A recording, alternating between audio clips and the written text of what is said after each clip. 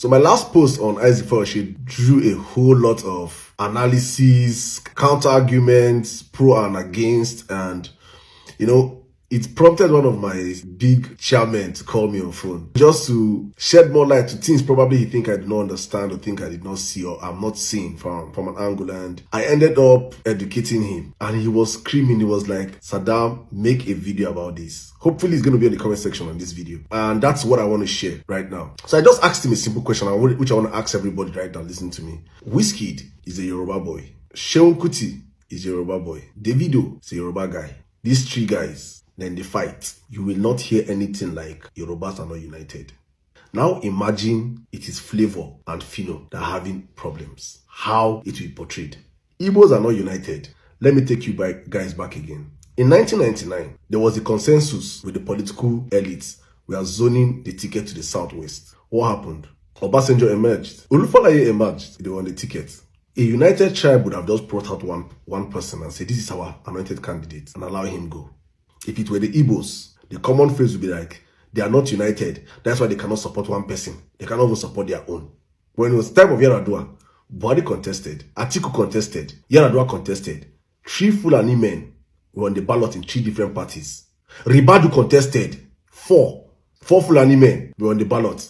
Imagine a scenario whereby they zone the tickets to the southeast and P2B contest, Alex Oti contest, maybe this useless Orji Okalo and the rest contest. The story will be, Igbos are not united, they cannot even support one person. So it is important for people to understand that unity is not tied to tribe. It is tied to common purpose, common ideology. So you can be a thief, an Igbo man that is a thief, or a Yoruba man that is a thief, and a Hausa man that is a thief. You will see them unite together and do things based on their common shared interest. Unity is gotten from interest. You must have a common shared interest for there to be unity. I am saying this one more time. There is no tribe in Nigeria that is more united than the Igbo people. Are they perfect? Far from it. Do they have sellouts? Perfectly. Like it's in every tribe. But for the fact that even the Igbo leaders that we are dragging today are the last to come to the table of this disgusting mandate, it shows a whole lot.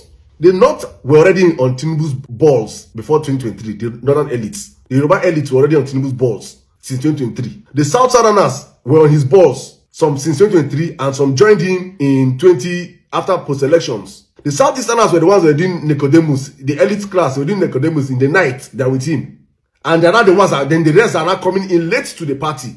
But the standard on which you're going to judge them is different from the standard you're going to judge the Yorubas. You cannot tie Nnamdi Kanu's struggle to any other struggle in Nigeria. Nnamdi Kanu is demanding that he wants an out of the country, the federation.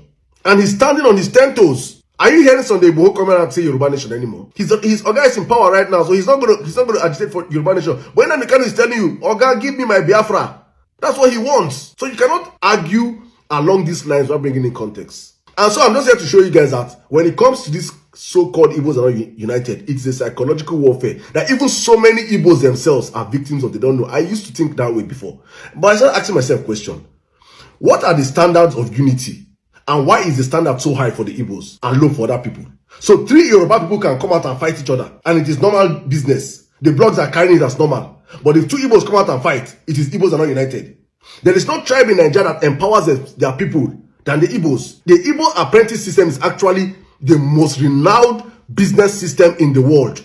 Where you pick up somebody from nobody, someone that you have no interest in, no ties to, and that person serves you, and you settle that person and establish that person. No tribe is doing it in the country. No tribe is doing it in this probably bare maybe the Indians and Chinese. So many Igbos, I'm saying this because many Igbos are victims of this brainwashing. They don't even know. You're not going to get common purpose that people are going to be united and agree with you in everything. No. I must not agree with you in everything. Doesn't mean that we're not united. I asked a question on my comment section. I said, Cain will kill Abel for Bible. Now Igbo then be.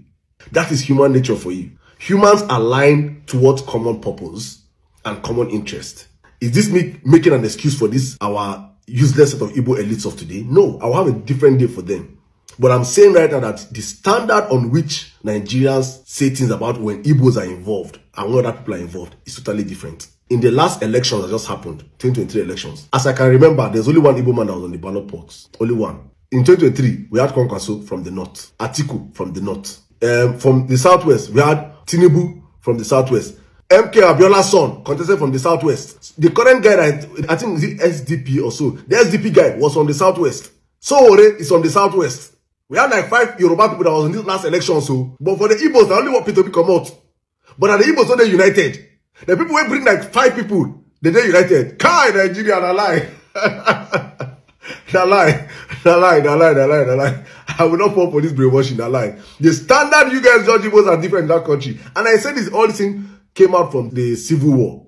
I understand this, and many Nigerians and many Igbos don't understand what I'm saying. They are your victims of psychological warfare. There has been a psychological warfare going on in Nigeria since after the civil war up until date. There are many people are moving and thinking and wondering and say, and when you repeat a lie a million times, it begins to sound like the truth. Any small thing two Igbo people do, they say they're not united. But Tinubu can fight with Obani Koro. Tinubu can fight with Bode George. Afe Babalola can lock up Dele Farotimi, but they're united. Come on, my people, let us do. We can do better. I just hope this open 1 or 2 people's eyes to understand the psychological warfare in Nigeria when I speak about how the Igbos are held to a different standard than other tribes.